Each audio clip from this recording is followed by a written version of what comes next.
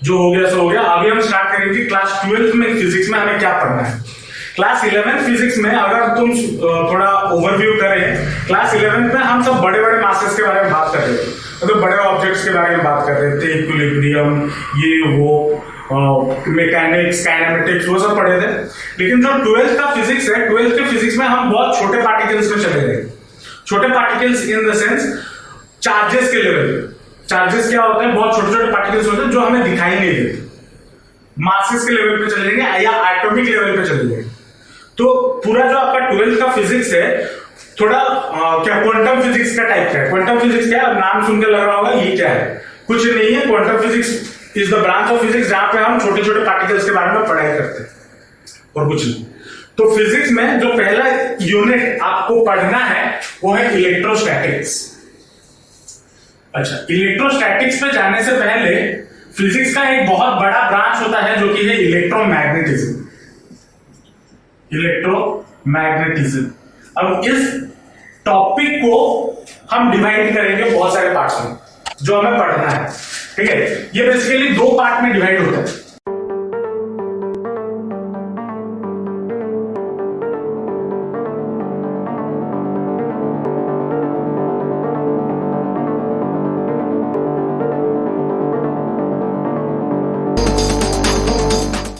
एक होता है इलेक्ट्रोस्टैटिक्स और दूसरा होता है इलेक्ट्रोडायनेमिक्स, ठीक है। स्टैटिक का मतलब क्या होता है? रुका हुआ, रेस्ट। मतलब इलेक्ट्रोस्टैटिक्स में हम किसके बारे में बात करेंगे? हम बात करेंगे चार्जेस जो रेस्ट पे हो, charges which are at rest. मतलब जब चार्ज रेस्ट में होता है, जैसे फॉर एग्जांपल हम 11th क्लास का अगर थोड़ा याद करो, 11th क्लास का थोड़ा याद ना दिलाए तो अच्छा है क्योंकि कुछ हुआ नहीं। चलो ठीक है, कोई भी ऑब्जेक्ट अगर रेस्ट में है, ठीक है, उसका अलग प्रॉपर्टी होता है, उसका अलग कैरेक्टरिस्टिक्स होता है। और अगर कोई बॉडी मोशन में है उसका अलग कैरेक्टरिस्टिक्स होता है, उसका अलग चीजें, उसका सब कुछ होता है। जैसे फॉर एग्जांपल अगर आप घर में हो, मम्मी पापा कोई नहीं है, आपका कैरेक्टरिस्टिक्स कुछ अलग होता है, फोन टीवी सब कुछ चलता रहता है।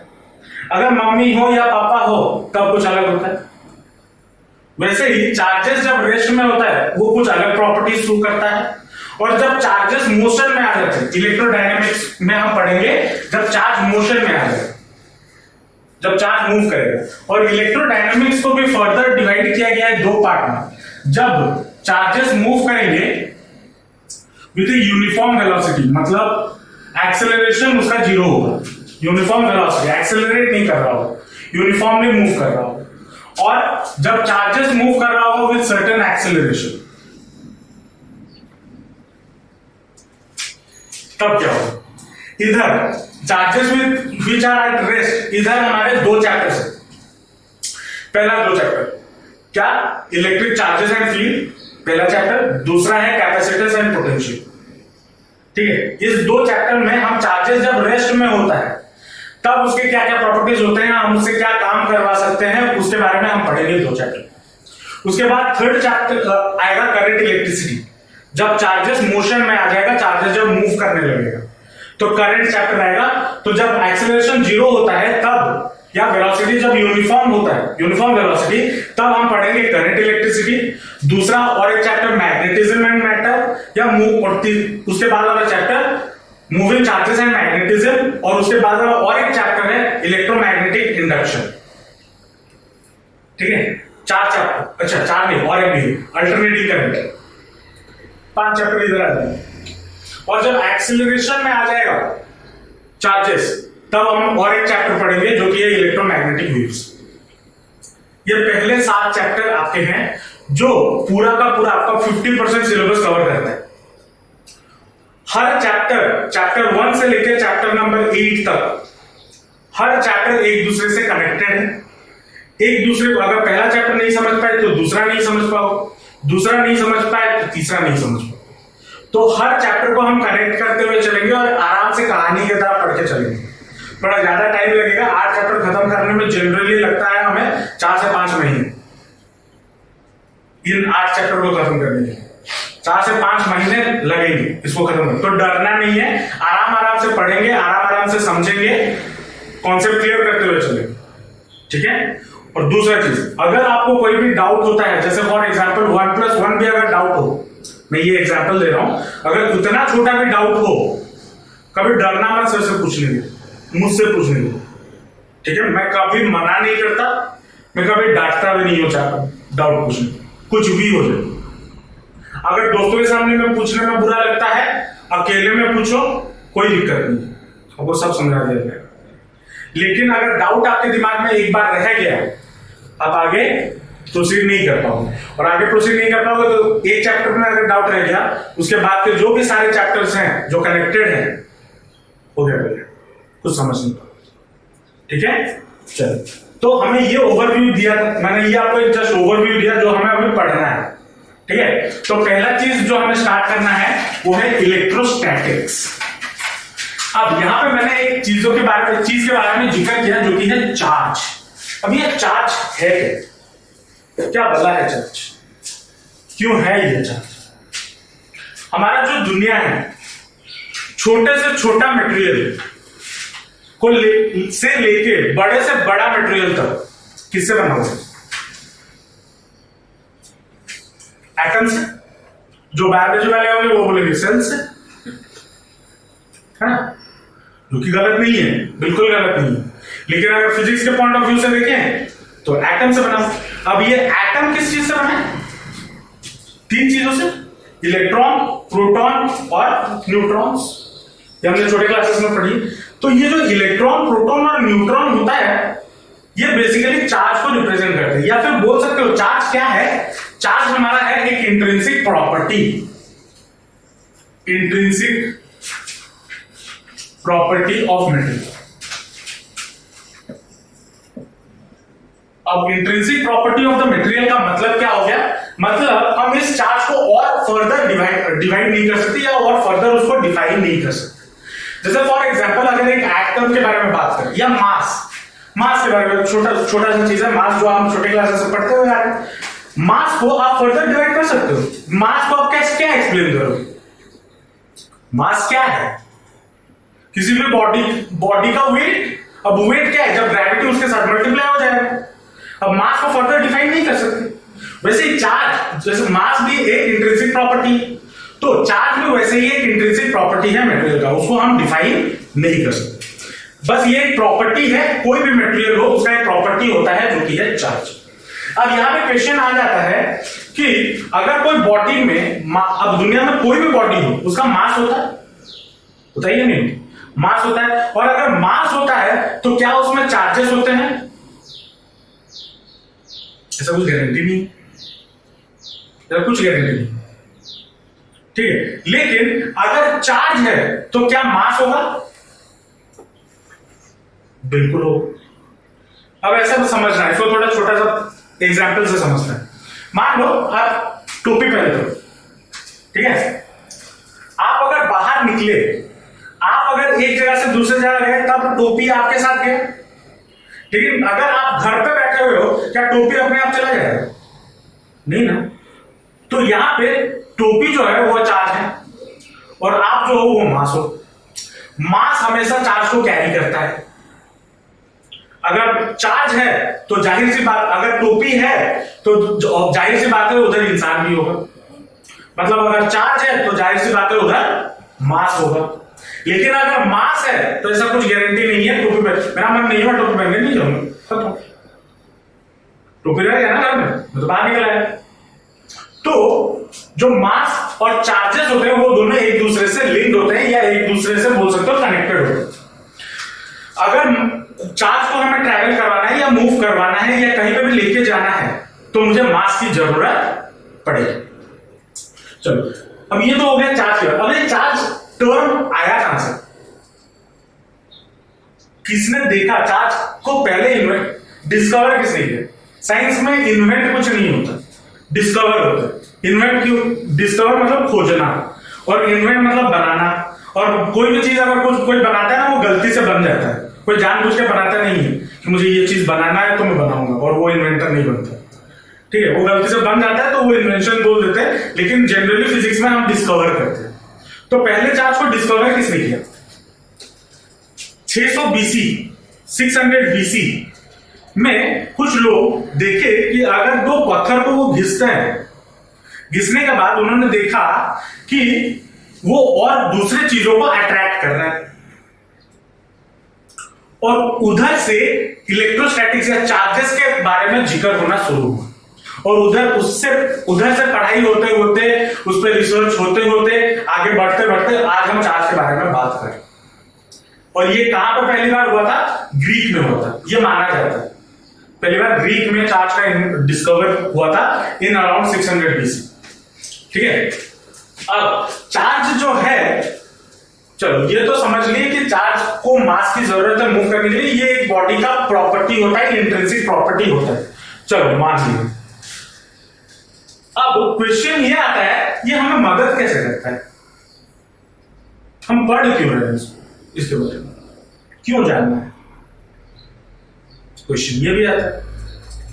अब क्यों पढ़ना है? क्योंकि पहला चीज हमारे सिलेबस में है, हमें एग्जाम देना है, और दूसरा चीज ये है, दुनिया में जो भी सारी चीजें हैं सब में मास होता है लगभग, और अगर हम मास के बारे में पढ़ रहे हैं तो जाहिर सी बात है मुझे चार्ज के बारे में भी पढ़ना होगा। और उसके वजह से बहुत सारे ऐसे इन्वेंशंस हुए हैं, बहुत सारे ऐसे चीजें हुए हैं जिससे हमें बहुत फायदा भी होता है, जो कि हम एप्लीकेशंस में भी बात करेंगे। लेकिन आज हम उधर नहीं जाएंगे, आज हम पूरा बेसिक रखेंगे, स्टार्टिंग में बस इंट्रोडक्शन करेंगे इस चैप्टर। ठीक है, अब हमें पता है चार्ज कितने तरीके के होते हैं? दो तरीके के, एक होता है पॉजिटिव चार्ज, और दूसरा होता है नेगेटिव चार्ज। और पॉजिटिव चार्ज कौन होते हैं? जो प्रोटॉन्स होते हैं, है ना, और नेगेटिव चार्ज कौन होते हैं? जो इलेक्ट्रॉन्स होते हैं। अब पॉजिटिव नेगेटिव चार्ज एक दूसरे को क्या करते हैं? अट्रैक्ट करते हैं, लेकिन पॉजिटिव चार्जेस एक दूसरे को रिपेल करते हैं, नेगेटिव चार्जेस एक दूसरे को रिपेल करते हैं। इसको रिप्रेजेंट कैसे किया जाता है? चार्ज को रिप्रेजेंट किया जाता है क्यू से, कैपिटल क्यू या स्मॉल क्यू से बोल सकते, क्यू से रिप्रेजेंट किया जाता है चार्ज को। इसका एसआई यूनिट, ये एक स्केलर क्वांटिटी है, पहले ये समझ लो। अब स्केलर क्वांटिटी का मतलब क्या होता है? इसका कोई भी डायरेक्शन नहीं होता, सिर्फ इसका मैग्नीट्यूड होता है, इसका कोई डायरेक्शन नहीं होता। वेक्टर क्वांटिटी क्या होता है? जिसमें डायरेक्शन भी होता है और मैग्नीट्यूड भी। अब ये एक स्केलर क्वांटिटी है, इसका एसआई यूनिट जो है वो है कूलम। कूलम साहब एक साइंटिस्ट है, जिनके बारे में हम बात करेंगे नेक्स्ट क्लास, उनका जो लॉ है उनके बारे में बात करेंगे। ठीक है, तो एसआई यूनिट क्या है चार्ज का? कूलम। अब जो छोटा चार्ज इस दुनिया में मौजूद है वो किस फॉर्म में है? इलेक्ट्रॉन, नॉट आयंस, इलेक्ट्रॉन के फॉर्म में। और जो मैग्नीट्यूड या इसका जो वैल्यू होता है वो कितना होता है? 1.6 into 10 to the power 1.6 into 10 to the power minus 19 coulomb, और नेगेटिव चार्ज के लिए minus 1.6 into 10 to the power minus 19 coulomb. ठीक है, अब जो इलेक्ट्रॉन होता है उसका मास कितना होता है? Mass of electron. अच्छा, अब तुम पूछोगे सर ये सारे नंबर्स याद रखने जरूरी है? बिल्कुल नहीं, एग्जाम में क्वेश्चन पेपर में ये वैल्यू दिया रहता है। ठीक है, लेकिन हम इतने क्वेश्चंस यहां पे लगाएंगे या सॉल्व करेंगे, वैल्यू ऑटोमेटिकली याद हो जाएगा। मास ऑफ द इलेक्ट्रॉन कितना होता है? 9.1 into 10 to the power minus 31 kg। Mass of the electron कितना होता है? 9.1 into 10 to the power minus 31 kg। और मास ऑफ प्रोटॉन कितना होता है? Mass of proton 1.6 into 10 to the power minus 27 kg।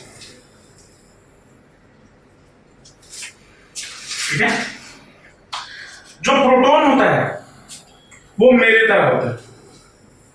ठीक है, मेरे तरह मतलब भारी भरकम शरीर, हमें मूव करने में बड़ा दिक्कत होता है। ठीक है, हम एक जगह से दूसरी जगह मूव करने में हमारे बहुत हालत खराब हो जाती है, हम उससे अच्छा सो जाते हैं एक जगह पे, ठीक है। और जो इलेक्ट्रॉन होता है वो आपके जैसा होता है, फुर्तीला, भागता रहता है, छोटा है ना। तो मास, अब अगर यहां पे हम देखें तो प्रोटॉन कितना बड़ा है इलेक्ट्रॉन से, 1837 टाइम्स हेवी होता है। कौन? प्रोटॉन होता है इलेक्ट्रॉन से।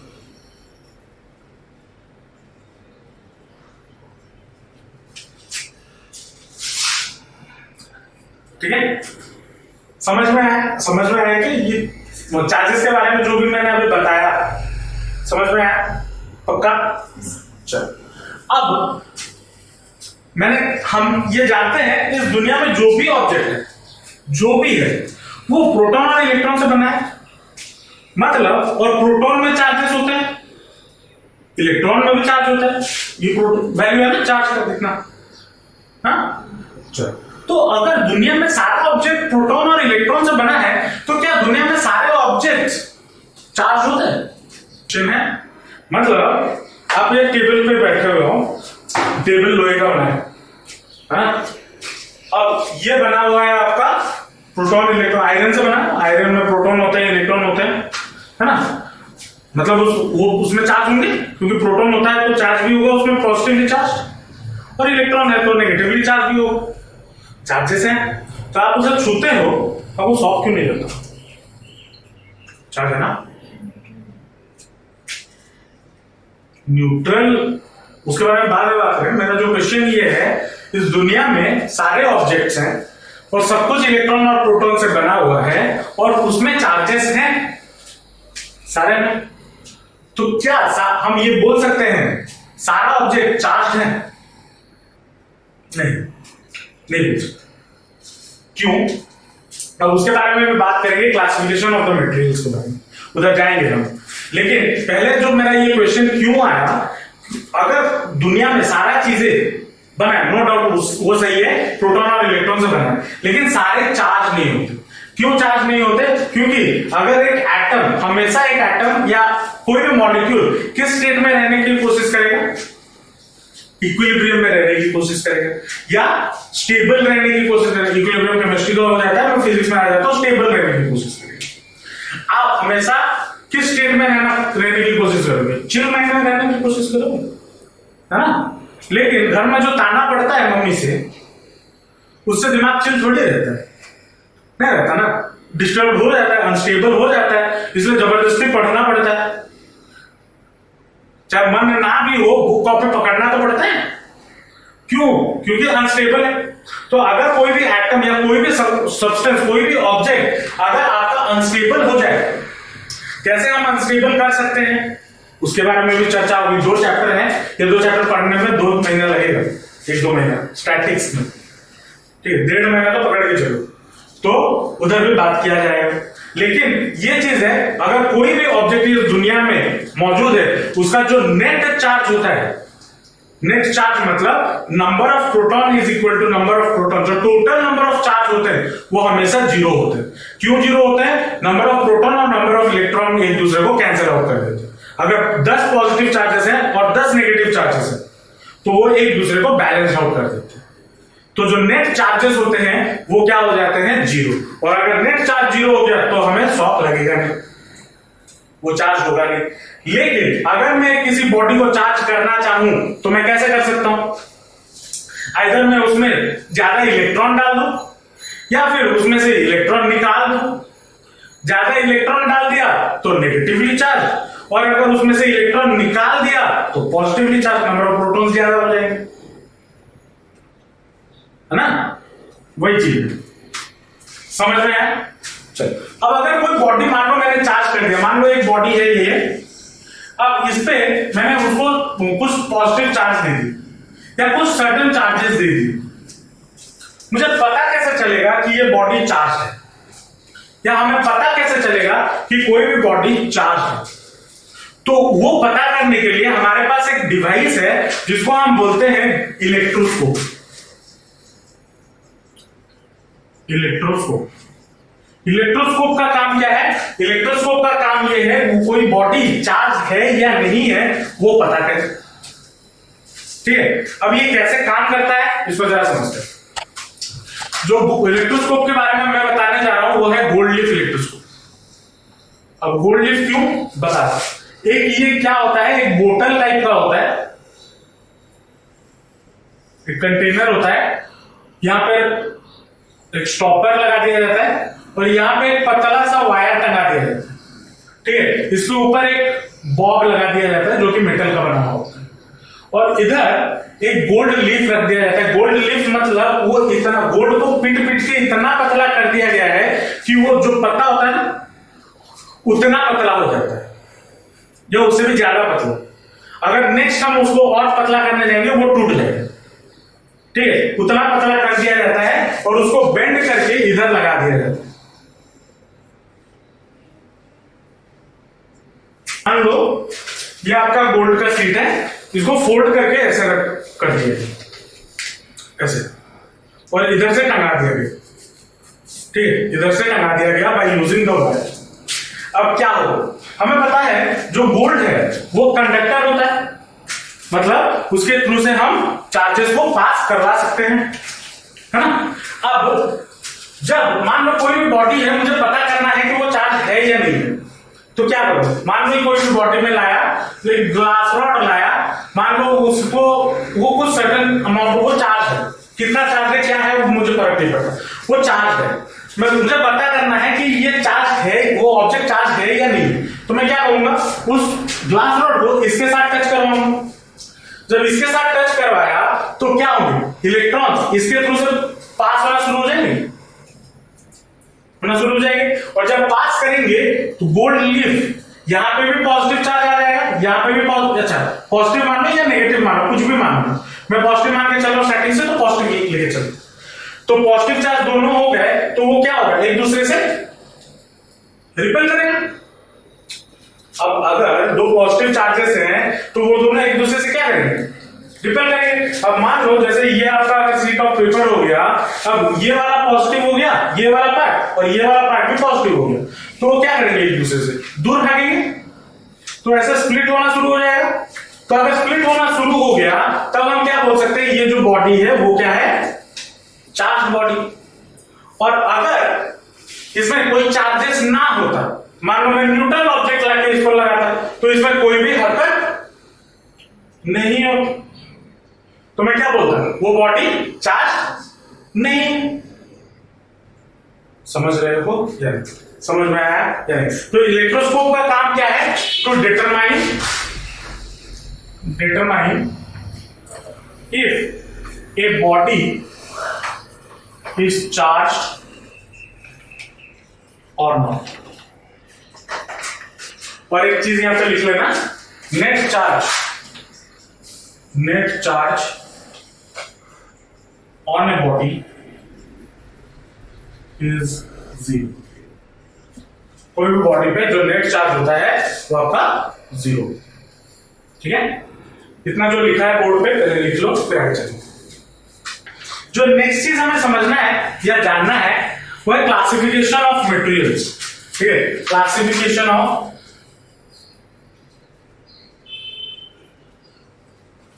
मटेरियल्स। अब इसको समझने से पहले और एक छोटा सा चीज समझते हैं। क्या छोटा सा चीज, मान लो आपके पास एक मेटल सीट है, लोहे का, मेटल का कोई भी मटेरियल हो, एक सीट है। अब वो किससे बना हुआ हो, इलेक्ट्रॉन्स और प्रोटॉन्स, मतलब उसके अंदर पॉजिटिव चार्जेस भी होंगे और equal amount of negative charges भी होंगे या नहीं होंगे। जब मैं कोई भी मेटल को रूम टेम्परेचर पे लाता हूं, रूम टेम्परेचर मतलब 25 डिग्री सेल्सियस, या बोल सकते हो मोटा मोटी 300 केल्विन। जब इसको मैं ये क्यों बता रहा हूं, पहले इसको समझना। अब क्या ये प्लस और ये इलेक्ट्रॉन अलग अलग होते हैं? नहीं ना, हम केमिस्ट्री में पढ़े हैं, केमिस्ट्री में क्या होता है, ये बीच में न्यूक्लियस होता है और उसके चारों ओर इलेक्ट्रॉन रिवॉल्व करते रहते हैं। हर एटम में इलेक्ट्रॉन, हर ऑर्बिट में सर्टेन इलेक्ट्रॉन्स होते हैं, वो इसके न्यूक्लियस के चक्कर लगाते रहते हैं। अंदर बीच वाला जो पार्ट होता है वो पॉजिटिवली चार्ज होता है।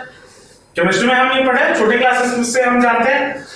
लेकिन जो मैंने यहां पे बोला, एक मेटल सीट है, उसमें पॉजिटिव चार्जेस भी होंगे और इलेक्ट्रॉन भी होंगे, नेगेटिवली चार्जेस भी होंगे।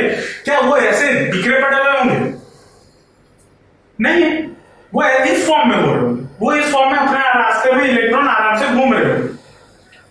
लेकिन ये इलेक्ट्रॉन इसके चारों ओर क्यों घूमते हैं? कोई भी ऑर्बिट से अगर मुझे इलेक्ट्रॉन निकालना हो तो मुझे क्या करना होगा? उसे एक्स्ट्रा एनर्जी देना होगा ताकि इलेक्ट्रॉन उस ऑर्बिट से निकल के भाग जाए। अगर मैं एक्स्ट्रा एनर्जी दे दूंगा तो इलेक्ट्रॉन निकल के भाग जाएगा। अब अगर कोई एक, अब इसको थोड़ा फिजिक्स पॉइंट ऑफ व्यू पे लाते हैं। अगर कोई एक मेटल है, मेटल सीट है, उसमें सारे एटम्स होंगे। उधर से प्रोटॉन जो होता है वो बहुत, मैंने क्या बोला स्टार्टिंग में, प्रोटॉन जो होता है वो बहुत हेवी होता है, वो मूव नहीं कर सकता। लेकिन इलेक्ट्रॉन बहुत छोटा होता है, वो भाग जाता है जल्दी। तो इलेक्ट्रॉन को मैं अगर एनर्जी दे दूं तो इलेक्ट्रॉन निकल जाएगा इस ऑर्बिट से। जब एक मेटल सीट को मैं रूम टेम्परेचर पे लाता हूं, रूम टेम्परेचर मतलब 25 डिग्री सेल्सियस या 300 केल्विन, तो उसमें जो इलेक्ट्रॉन्स होते हैं ना, उसको इतना हीट एनर्जी मिल जाता है कि वो अपने ऑर्बिट से निकल जाता है और क्या बन जाता है? फ्री इलेक्ट्रॉन्स बन जाते हैं। फ्री इलेक्ट्रॉन्स बन जाते हैं, ठीक है। तो फ्री इलेक्ट्रॉन्स बनने के कारण जब मैं इसमें और थोड़ा ज्यादा एनर्जी देता हूं, ये इलेक्ट्रॉन्स मूव करने लगते हैं। इसीलिए हम, जो मेटल होता है वो कंडक्टर होता है, आसानी से इलेक्ट्रॉन्स को पास करने देता है। लेकिन अगर वही चीज मैं रबर में बात करूं, रबर में भी वही होता है, वो भी इस एटम, इस टाइप ऑफ स्ट्रक्चर से बना हो। लेकिन उसमें से इलेक्ट्रॉन को निकालने के लिए मुझे जितना एनर्जी देना होगा, उतना एनर्जी अगर मैं दूं तो रबर जल जाएगा।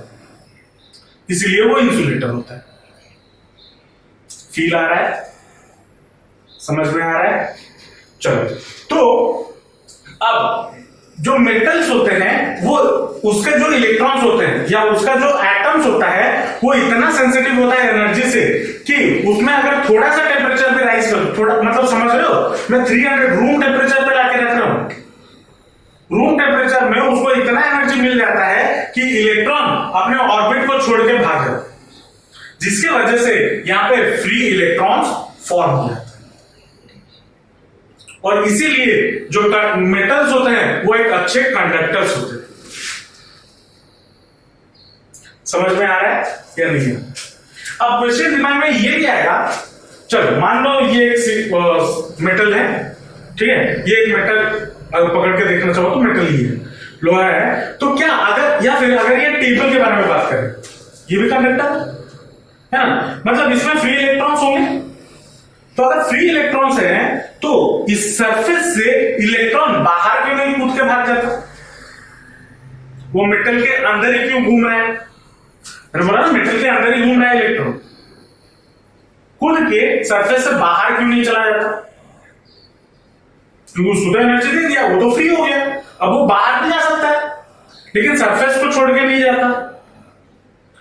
इसलिए नहीं जाता क्योंकि जो मेटल, जो सारे इलेक्ट्रॉन्स होते हैं ना, वो उसको पकड़ के रखते हैं। अब जैसे फॉर एग्जांपल अगर हम बात करें, आप 5-6 दोस्तों के ग्रुप में हो, ठीक है, 5-6 दोस्तों के ग्रुप में हो, और अगर आप मम्मी कॉल की, अरे तुम घर क्यों नहीं आए? मम्मी दोस्तों के साथ हूं, आ रहा या आ रही हूं। आधा घंटा बाद फिर से कॉल आया, आधा घंटा बाद फिर से कॉल आया, आप नहीं जा रहे हो, क्यों नहीं जा रहे हो? दोस्त वहां से छोड़ नहीं रहे। वैसे ही मेटल्स में भी वही होता है, तो ये सरफेस को छोड़ के नहीं जा सकता। लेकिन अगर मैं उतना और एनर्जी, ये कहां पे बात करें, ये रूम टेम्परेचर की बात करें, लेकिन अगर मैं उसको और एनर्जी दे दूं, रूम टेम्परेचर से और ऊपर टेम्परेचर में ले लूं, मतलब मान लो 50 डिग्री सेल्सियस या फिर मान लो 100 डिग्री सेल्सियस पे ले लूं, तो ये हो सकता है इलेक्ट्रॉन इसके सरफेस से भी बाहर निकल जाए। समझ में आ रहा है, फील आ रहा है? चलो अब तो यहां पे 2 लाइनें लिख लेना। तो यहां पे हमने क्या देखा, अगर मैं एनर्जी देता हूं कोई भी एटम को तो उसमें से इलेक्ट्रॉन निकल जाता है। एटम मतलब कोई भी मेटल मटेरियल को इलेक्ट्रॉन निकल जाता है। और इसी बेसिस पे हम मटेरियल्स को क्लासिफाई करते हैं। ठीक है, किसके बेसिस पे? On the basis of movement of charges के बेसिस पे मटेरियल्स को क्लासिफाई किया जाता है। जो पहला मटेरियल होता है वो होता है कंडक्टर। कंडक्टर्स क्या होते हैं? जो अपने में से अलाउ करते हैं, allows to move the charges, या फिर ऐसे लिखो, allows the charges to move through it. ठीक है, एग्जाम्पल्स आपका पता होगा, मेटल्स, इलेक्ट्रोलाइट्स, ये सब सारे कंडक्टर्स होते हैं। ठीक है, दूसरा आता है इंसुलेटर्स। इंसुलेटर्स क्या होते हैं? जो अपने में से does not allow to the charges to move through it, जो अपने में से चार्जेस को मूव करने नहीं देता। एग्जाम्पल पता है, would, plastic, rubber and all, है ना? चलिए अब चल यहां पे तो बात कर लिए मटेरियल के बारे में। अब कौन सा मेटल या कौन सा मटेरियल एक अच्छा कंडक्टर है या एक अच्छा इंसुलेटर है, वो हम कैसे डिसाइड करेंगे? वो डिसाइड करने के लिए हमारे पास एक टर्म आता है जो कि है कंडक्टिविटी।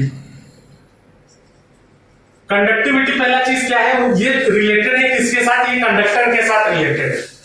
कंडक्टिविटी का मतलब कोई मटेरियल इलेक्ट्रॉन्स को मूव करने दे पाता है।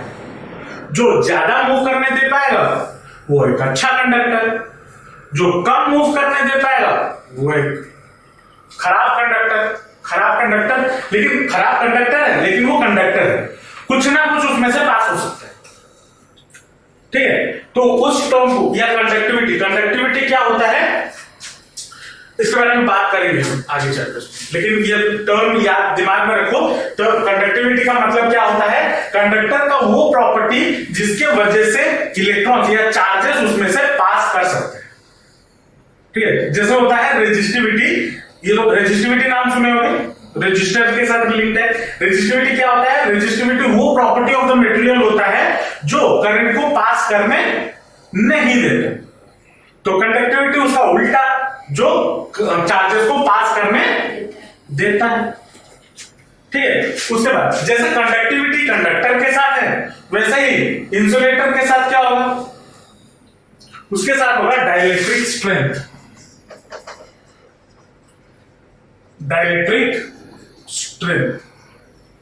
अब डाइलेक्ट्रिक स्ट्रेंथ क्या होता है? जितना ज्यादा डाइलेक्ट्रिक स्ट्रेंथ उतना अच्छा इंसुलेटर। जैसे फॉर एग्जांपल ये जो एयर है, हम जहां पे सांस ले रहे हैं, हमारा एटमॉस्फेयर, क्या ये कंडक्टर है या इंसुलेटर है? इंसुलेटर है बेटा। अगर कंडक्टर होता तो यहां पे स्विच ऑन है, चार्जेस यहां से निकल के आपको शॉक नहीं लग जाता, है ना? शॉक लग जाता। लेकिन जब बिजली कड़कती है तब पेड़ वेड़ सब जल जाता है, तब कैसे इलेक्ट्रॉन्स आते हैं? तभी तो एयर के थ्रू से ही चार्जेस आते हैं ना, तब कैसे आए? तो जो अब इसको समझते हैं डाइलेक्ट्रिक स्ट्रेंथ के कॉन्सेप्ट से। क्या एयर जो है वो एक इंसुलेटर है, लेकिन मैंने क्या बोला यहां पे, अगर कंडक्टर है, कंडक्टर में मैं थोड़ा सा एनर्जी दूं, इलेक्ट्रॉन निकल जाए। लेकिन इंसुलेटर में मैं इसको एनर्जी दे रहा हूं लेकिन इलेक्ट्रॉन छोड़ के जाने का नाम नहीं ले रहा, इसलिए वो इंसुलेटर है, क्योंकि उसमें फ्री इलेक्ट्रॉन्स नहीं होते। अब मैं उसमें एनर्जी देते जा रहा हूं, कंटिन्यूसली उसको एनर्जी देते हुए जा रहा हूं। एक पॉइंट ऐसा आएगा जहां पे मैं इतना ज्यादा एनर्जी उसको दे दूं कि ये इलेक्ट्रॉन अपने एटम को छोड़ के भागे। मैं इंसुलेटर के बारे में बात कर रहा हूं। इंसुलेटर में जनरली इलेक्ट्रॉन अपने एटम को छोड़ के जाने का मन नहीं करता, लेकिन मैं हाइपोथेटिकल दे रहा हूं, इसमें इतना एनर्जी दे दूं कि वो इलेक्ट्रॉन इस ऑर्बिट उस एटम को छोड़ के भाग जाए, तो वो क्या बन जाएगा? इंसुलेटर से कंडक्टर बन गया। इंसुलेटर छोड़ के जाए, इंसुलेटर का क्या प्रॉपर्टी है? वो इलेक्ट्रॉन को छोड़ना नहीं चाहता। लेकिन अगर एक इंसुलेटर में से एक इलेक्ट्रॉन निकल के चला गया, तब वो क्या बन गया? कंडक्टर। मतलब इंसुलेटर से कंडक्टर कन्वर्ट हो गया। एयर में भी वही होता है। एयर में जनरली जो हमारे करंट यहां पे सप्लाई होते हैं, उतना एनर्जी नहीं होता कि एयर में जो इलेक्ट्रॉन्स मौजूद है उसको अपने एटम से निकाल पाए। लेकिन जब बिजली कड़कती है, इतना ज्यादा एनर्जी निकलता है कि वो एयर को, जो इंसुलेटर है, उसको कंडक्टर में कन्वर्ट कर देता है।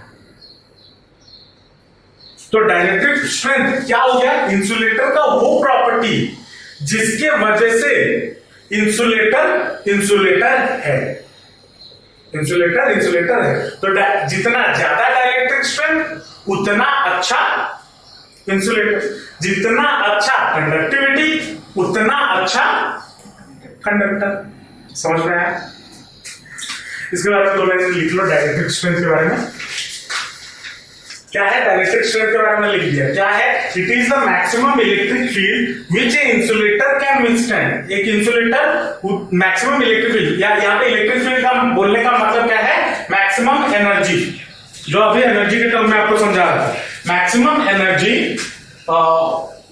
ए insulator can withstand before it break down and becomes a conductor. जो एनर्जी वो विथस्टैंड कर सकता है या सह सकता है, कब तक? जब तक वो इंसुलेटर से कंडक्टर ना बन जाए। और उसी स्ट्रेंथ को हम बोलते हैं डाइलेक्ट्रिक स्ट्रेंथ। जो एयर का डाइलेक्ट्रिक स्ट्रेंथ या ब्रेकडाउन पॉइंट होता है, वो होता है अराउंड 3 × 10⁶ न्यूटन पर कूलम। इलेक्ट्रिक फील्ड क्या है, क्या उसके बारे में बात करेंगे। ठीक है, समझ में आया या नहीं? अब ये तो हो गए कंडक्टर, इंसुलेटर। अब इसमें और भी बहुत सारी चीजें हैं, बहुत सारे मटेरियल्स हैं जिससे जो इनके अलावा भी हम क्लासिफाई किए हुए हैं। जैसे थर्ड है सेमीकंडक्टर। सेमीकंडक्टर क्या होता है?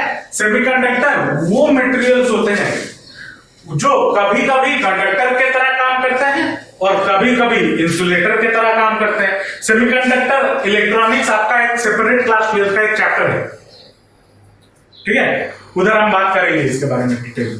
लेकिन सेमीकंडक्टर में ये दिमाग में रखो, क्या होते हैं वो, जो कभी कभी इंसुलेटर की तरह काम करते हैं और कभी कभी कंडक्टर की तरह काम करते हैं। एग्जाम्पल अगर लिखना चाहो तो सिलिकॉन, जर्मेनियम, ये सारे एक सेमीकंडक्टर्स होते हैं। उसके बाद आता है सुपर कंडक्टर। सुपर कंडक्टर्स क्या होते हैं? सुपर कंडक्टर्स वो होते हैं जिसमें कोई रेजिस्टेंस नहीं होता। मतलब उसमें से अगर आप 100 चार्जेस को मूव करने के लिए छोड़ो तो वो 100 के 100 चार्जेस पहुंचा देगा, कोई रेजिस्टेंस नहीं देगा, कोई ऑपोजिशन चार्जेस को नहीं देगा जो उसमें से पास ना कर पाए। वो होते हैं सेमीकंडक्टर, जो सुपर कंडक्टर्स। अब सुपर कंडक्टर्स प्रैक्टिकली मतलब हमारे आसपास हमें नहीं मिलते, लेकिन सुपर कंडक्टर बनाए जा सकते हैं और बनाया गया भी हुआ है। लैबोरेटरी में super conductor at 4.2 kelvin, 4.2 kelvin मतलब समझ लो कितना डिग्री सेल्सियस हो रहा है? -273 -4 मतलब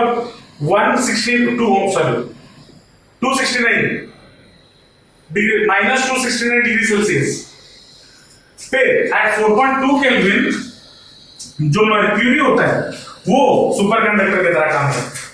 प्रैक्टिकली 4.2 केल्विन हम अपने एटमॉस्फेयर में ला तो नहीं सकते, इतना कम टेम्परेचर में लाएंगे हम खत्म हो जाएंगे, है ना। तो सुपर कंडक्टर ये लैब में पॉसिबल है। अब उसके ऊपर भी काम चल रहा है, उसके ऊपर भी साइंटिस्ट लोग अपना काम कर रहे हैं कि हम सुपर कंडक्टर बना लें।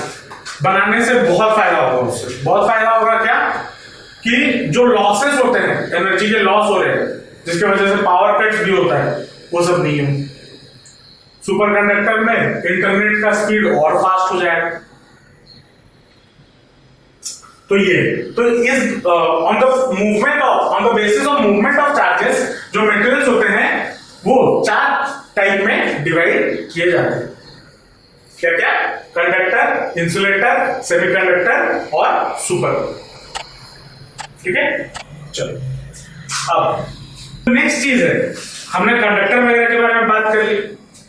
अब एक बॉडी को हम या एक कंडक्टर को चार्ज कैसे कर सकते हैं? Methods of charging, methods of charging. जब मैंने यहां पे पहले बताया कि हम एक बॉडी चार्ज है या नहीं है, वो कैसे पता करें? इलेक्ट्रोस्कोप। लेकिन वो बॉडी चार्ज हुआ कैसे, उसको चार्ज किया कैसे गया? चार्ज करने के 2 तरीके हैं। आइदर मैं उसमें से इलेक्ट्रॉन निकाल लूं या फिर उस पर इलेक्ट्रॉन्स दे दूं, क्योंकि प्रोटॉन बहुत हेवी होते हैं, उसको निकालना इम्पॉसिबल नहीं है बाहर। लेकिन मैं एक्स्ट्रा इलेक्ट्रॉन्स को दे सकता हूं या फिर इलेक्ट्रॉन्स को निकाल सकता हूं। तो चार्जिंग के कुछ मेथड्स होते हैं। पहला मेथड है बाय रबिंग या फ्रिक्शन। घर जाना एक, अगर आप बचपन में किए भी होंगे या एक्सपेरिमेंट या आप जानते भी होंगे, ड्राई हेयर में अपना कम्ब को रब कर लेना, उसको पेपर पिट के सामने रखना, छोटे छोटे पेपर के टुकड़े, वो उसको अट्रैक्ट कर लेते हैं। क्यों होता है? Due to friction. अब क्या होता है उसमें, आप जब रब कर रहे हो कंटिन्यूअसली आपके बालों के साथ, तो जो प्लास्टिक होता है, प्लास्टिक में से कुछ इलेक्ट्रॉन्स चले जाते हैं आपके बालों में ड्यू टू कंटिन्यूअस रबिंग। तो उसमें इलेक्ट्रॉन्स का डेफिशिएंट हो जाता है और वो चार्ज हो जाता है, तो वो पेपर को क्या करता है? अट्रैक्ट कर लेते हैं। या फिर हम ऐसे भी बोल सकते हैं glass rod and silk cloth. इसका एग्जाम्पल भी आप छोटे क्लासेस में बहुत पढ़े होंगे। अगर मैं, या फिर इबोनाइट रॉड और सिल्क क्लॉथ, ये सुने होंगे। तो इबोनाइट रॉड को अगर मैं सिल्क क्लॉथ के साथ रब कर देता हूं, तो जो इबोनाइट रॉड होता है वो चार्ज हो जाता है और वो पेपर बिट्स को अट्रैक्ट कर लेता है। तो बाय रबिंग हम बॉडी को चार्ज कर सकते हैं। दूसरा आता है बाय कंडक्शन। बाय कंडक्शन का मतलब क्या हो गया कि मान लो एक बॉडी चार्ज है, ये मान लो पॉजिटिव नेगेटिवली चार्ज है। नेगेटिवली चार्ज है मतलब इसमें इलेक्ट्रॉन्स ज्यादा है, ठीक है ना। मुझे क्या करना है, मुझे एक दूसरा बॉडी है जो कि न्यूट्रल है, मुझे उसको चार्ज करना है। तो मैं क्या करूंगा, मैं एक पतला सा तार लूंगा, इसके साथ जोड़ूंगा और इसको इसके साथ कनेक्ट कर दूंगा। तो इसमें जो एक्स्ट्रा इलेक्ट्रॉन्स होंगे वो इधर फ्लो होना शुरू हो जाएंगे और यहां से घट जाएंगे। और ये दोनों कब तक चार्जेस ये फ्लो करता रहेगा? जब तक इसका चार्ज और इसका चार्ज इक्वल ना हो जाए, मतलब इक्विलिब्रियम तक ना पहुंच जाए। इस मेथड को क्या बोलते हैं? Bye conduction, charging by conduction. उसके बाद तीसरा क्या आता है? By induction. इंडक्शन क्या होता है? घर में इंडक्शन कुकर है, ग्लास वाला जो इलेक्ट्रिक कुकर लगाते हैं, स्विच ऑन करते हैं, तो फिर उसमें आग आपको दिखता नहीं है लेकिन पानी बॉयल हो जाता है ना। तो कैसे होता है? बिना टच करके हीट आ गया। वैसे ही बिना टच किए हम चार्जेस को भी ट्रांसफर कर सकते हैं। कैसे? देखो, मान लो एक कोई भी बॉडी है, मान लो ये नेगेटिवली चार्ज है, ठीक है। या फिर कोई बॉडी है जो कि मान लो ये न्यूट्रल है, मतलब इसमें मान लो 4 पॉजिटिव हैं मिक्स होके और 4 नेगेटिव है। मैं एक एग्जांपल के तौर पर बोल रहा हूं, ठीक है। मेरे पास एक रॉड है, क्या है? एक रॉड है जो कि क्या है? पॉजिटिवली चार्ज है, पॉजिटिवली चार्ज है। मैं इस रॉड को इसके पास लेके जाऊंगा, इसके साथ टच नहीं करूंगा, इसके पास जब लेके जाऊंगा, बहुत पास लेके जाऊंगा, तो क्या होगा, तो ये जो सारे चार्जेस डिस्ट्रीब्यूट होके हैं इक्वली, क्या हो जाएंगे, मैं अगर इसको इसके पास ले आया तो यहां पे सारे इस साइड में सारे नेगेटिव आ जाएंगे और इस साइड में सारे पॉजिटिव आ जाएंगे, क्योंकि अगर मैं टच करा के ये नेगेटिव निकल जाएगा, इसके पास चला जाएगा, लेकिन मैं टच नहीं करवा रहा, मैं बस उसके पास लेके लाके रख रहा हूं, तो क्या हो गया, नेगेटिव चार्जेस अपने सरफेस पे आ गए और वो बाहर नहीं जा सकते क्योंकि उसके दोस्त भी उसको पकड़ के रख रहे हैं। लेकिन अगर मैं टच करवा देता हूं तो भाग जाएंगे तुरंत। तो एक साइड ये जो बॉल है या बॉडी है, एक साइड उसका नेगेटिवली चार्ज हो गया, एक साइड उसका पॉजिटिवली चार्ज हो गया। अब मान लो मुझे इस बॉडी को पॉजिटिवली चार्ज करवाना है, मैं क्या करवाऊंगा, जो नेगेटिव वाला एंड है उससे एक तार जोड़ दूंगा और अर्थ के साथ कनेक्ट कर दूंगा, तो क्या होगा, सारे नेगेटिव चार्ज चले जाएंगे जमीन में, तो ये बॉडी क्या हो गया, पॉजिटिवली चार्ज। और अगर मुझे इस बॉडी को नेगेटिवली चार्ज करना है तो मैं क्या करूंगा, इस साइड में एक तार जोड़ दूंगा अर्थ के साथ, तो पॉजिटिव चार्जेस सारे चले जाएंगे और ये क्या बन जाएगा, एक नेगेटिवली चार्ज बॉडी बन जाएगा। तो यहां पे हम बिना टच करवाए इस बॉडी को चार्ज करवा दिए और इसी मेथड को हम बोलते हैं बाय इंडक्शन। समझ में आया क्या है, पक्का, इसको लिख लो। अब अगर हम बेसिक प्रॉपर्टीज में आए, पहला प्रॉपर्टी है एडिटिविटी ऑफ चार्जेस।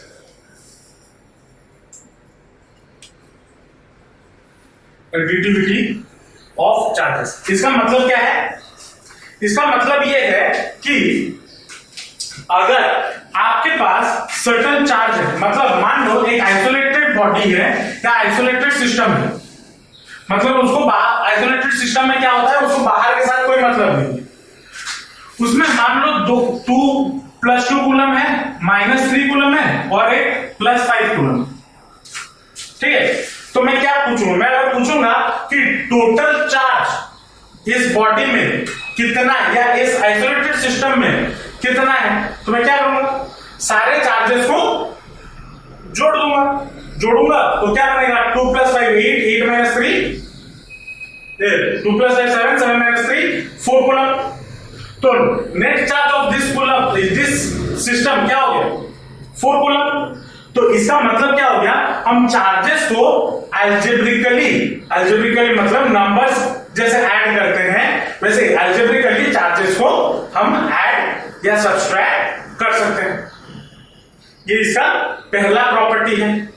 दूसरा प्रॉपर्टी है क्वांटाइजेशन ऑफ चार्जेस। अब ये नाम सुन के बोल रहे होंगे सर ये क्या चीजें आप बता रहे हो पहले क्लासेस में, है ना, ज्यादा कुछ है नहीं, देखो इसको समझते पूरे आसान भाषा में समझते हैं। मान लो आप दुकान गए, ठीक है, दुकान गए पेन खरीदने, ठीक है, आप पेन मांगोगे दुकानदार को तो आप कितना पेन मांगोगे, 1 मांगोगे या फिर 2 मांगोगे या फिर 3 मांगोगे। आप दुकान में जाके बोलते हो भैया मुझे आधा पेन दे दो, मांग सकते हो नहीं ना, इधर आप 1 खरीदोगे या फिर 2 खरीदोगे, 1.5 पेन तो खरीद नहीं पाओगे ना दुकान से, खरीद पाओगे नहीं ना। वैसे ही जो चार्जेस होते हैं, ये इधर आप अगर चार्ज दे रहे हो तो आप एक फुल कंप्लीट चार्ज दोगे, मतलब 1 इलेक्ट्रॉन दोगे, या फिर 1 इलेक्ट्रॉन उसे लोगे, या फिर अगर 10 इलेक्ट्रॉन देना है तो 10 इलेक्ट्रॉन दोगे, 10 इलेक्ट्रॉन लोगे, 1.5 10.5 2 होल 3/4 ऐसे चार्जेस हम ना ही ला सकते हैं ना ही दे सकते हैं, और उसी चीज को बोला जाता है क्वांटाइजेशन ऑफ चार्जेस। ठीक है, क्वांटाइजेशन ऑफ चार्जेस का मतलब क्या हो गया कि जो चार्जेस होते हैं वो हमेशा एक क्या इंटीजर के फॉर्म में होते हैं, ठीक है, होल में होते हैं, उसको हम अलग मतलब डिवाइड कर नहीं सकते, आधा चार्ज नहीं बोल सकते। और इसीलिए Q इज इक्वल टू क्या होता है, M इंटू E होता है। ठीक है, Q क्या है, Q अभी हमने बताया था चार्ज को रिप्रेजेंट किया जाता है किससे, Q से, और E क्या होता है, चार्ज इन एन इलेक्ट्रॉन, या फिर अगर यहां पे प्लस माइनस भी लिख सकते हैं। ठीक है, ई वैल्यू ऑफ चार्ज और एन क्या है, कोई भी इंटीजर, ठीक है, n is any integer. Charges को हम कभी आधा नहीं कर सकते, ठीक है, इसका मतलब समझ में आया क्वांटाइजेशन ऑफ चार्ज क्या है, पक्का। चलो अब थोड़ा और इसमें डिटेल में चलते हैं। डिटेल मतलब बेसिक ही है। अगर कोई बॉडी मूव करता है, कोई बॉडी अगर मूव करता है तो क्या उसके मास में चेंजेस आएंगे?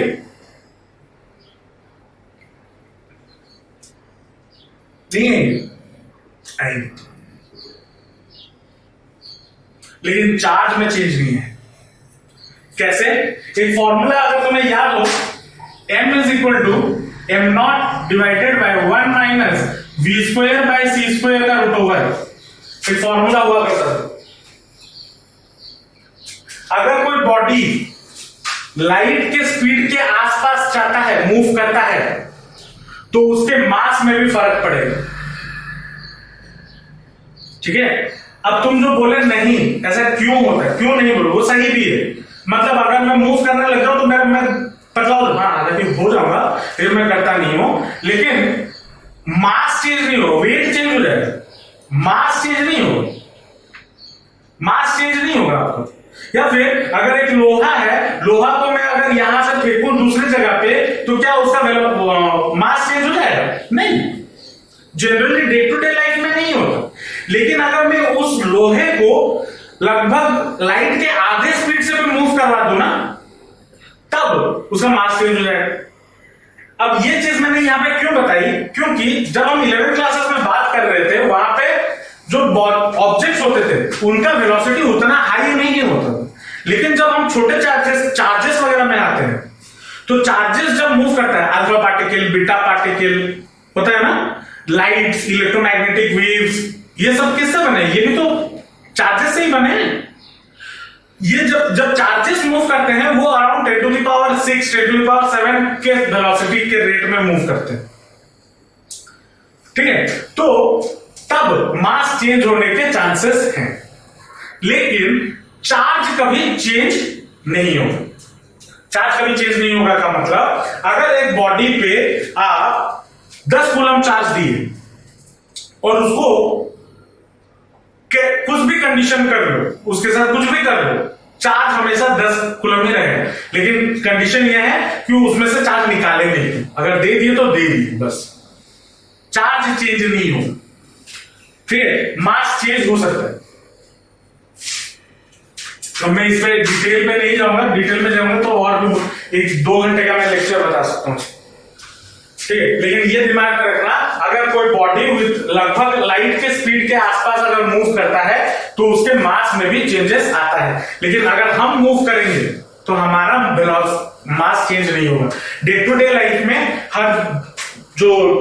हर दिन जो चीजें हम देखते हैं अपने आसपास, उसके हिसाब से नहीं होता, ठीक है। उसके बाद यहां पे थर्ड चीज लिख लेना, charge does not depend on velocity or speed.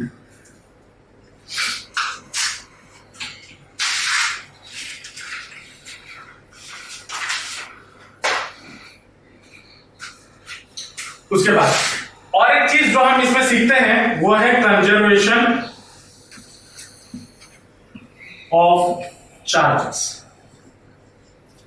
अब कंजर्वेशन ऑफ चार्जेस में ये तो बचपन से ही रटा हुआ होगा, charge can neither be created not be destroyed. Conservation of mass, mass can neither be created not be destroyed. लेकिन इस कंजर्वेशन ऑफ चार्जेस में एक छोटा सा टर्म हम छोड़ देते हैं। क्या छोटा सा term? In an isolated system, in an isolated system charges can neither be created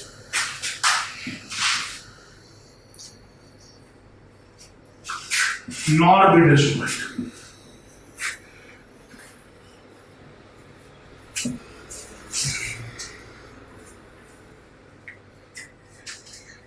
ठीक है, लेकिन अगर मैं बोलूं कि इस जो ये कंजर्वेशन ऑफ चार्ज है इसको मैं गलत प्रूव कर सकता, तो बोलोगे सर आपको तो नोबेल प्राइज मिलना चाहिए, आप यहां पे कहां हमें पढ़ाने बैठ रहे हो, अब किताब लिखो।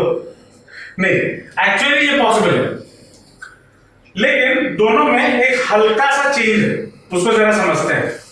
हम एक पेयर ऑफ चार्ज को बना सकते हैं और डिस्ट्रॉय भी कर सकते हैं। पेयर ऑफ चार्ज मतलब पॉजिटिव और नेगेटिव, अगर दोनों एक साथ है हम उसको डिस्ट्रॉय भी कर सकते हैं और उसको बना भी सकते हैं। लेकिन अगर एक सिर्फ सिंगल चार्ज हो, मतलब अगर सिर्फ एक पॉजिटिव चार्ज हो, हम उसको डिस्ट्रॉय नहीं कर सकते या बना नहीं सकते। ठीक है, यहां पे अगर लिखा गया China isolated charges can neither be created not be destroyed but a pair of charges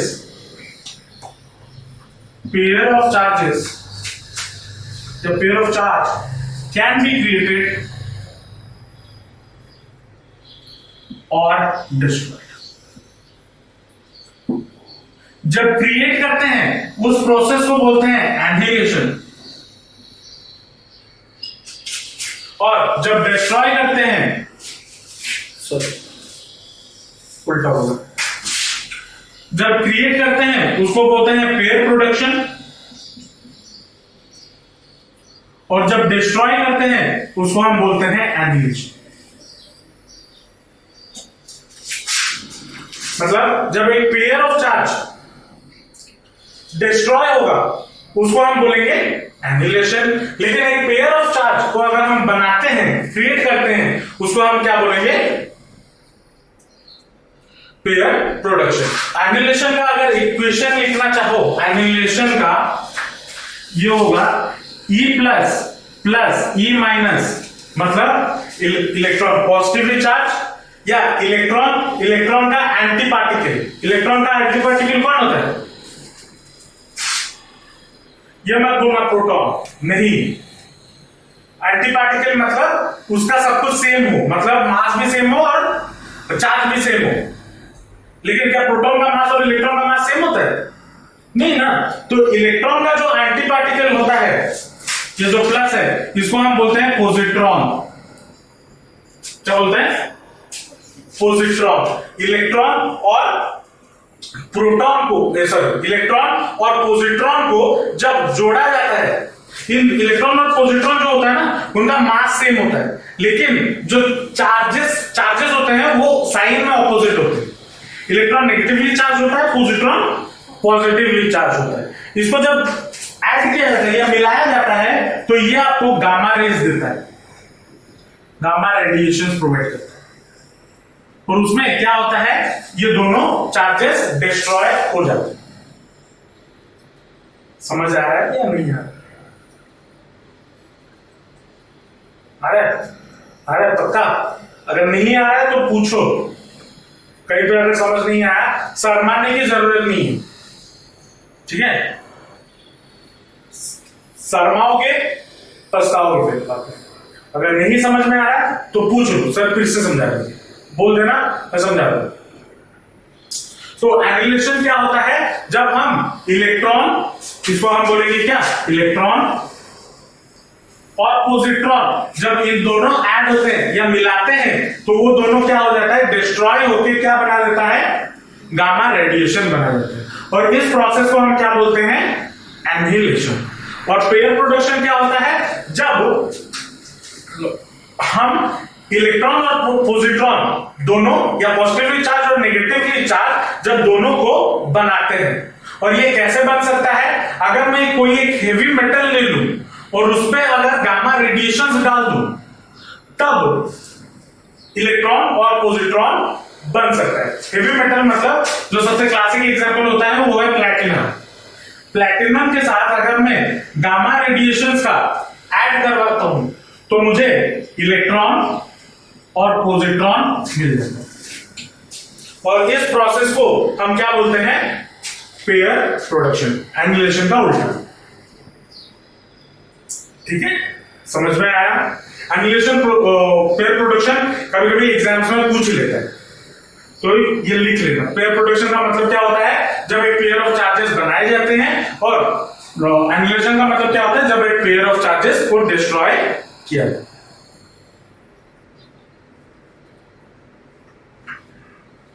समझ में आया? पक्का? आज की क्लास में हम चार्जेस के बारे में जो भी बात की स्टार्टिंग से लेके एंड तक, सब कुछ समझ में आया? मजा आया फिजिक्स समझने में? फील आया? हाँ, जब तक फिजिक्स को फील नहीं करोगे फिजिक्स नहीं होगा। हम बड़े आराम से पढ़ेंगे, बड़े अच्छे से एग्जाम्पल्स के साथ समझेंगे। अभी तो पहला क्लास है, आगे आगे चलो कैसे कैसे एग्जाम्पल्स आपको मिलेंगे। एग्जाम्पल्स अगर याद रख लिए तो टॉपिक भी याद हो जाएगा। ठीक है, समझ में आया? पक्का? सारी चीजें, ये जो सारी चीजें आज हमने बात की, ये आपका बेसिक्स है। इसके आगे हम और चैप्टर में बढ़ेंगे। इंट्रोडक्शन था कि हम चार्जेस में क्या पढ़ने वाले, या इस चैप्टर में क्या पढ़ने वाले हैं। ये बस एक छोटा सा इंट्रोडक्शन था इस चैप्टर के बारे में। ठीक है, चलो मिलते हैं नेक्स्ट क्लास। बाय।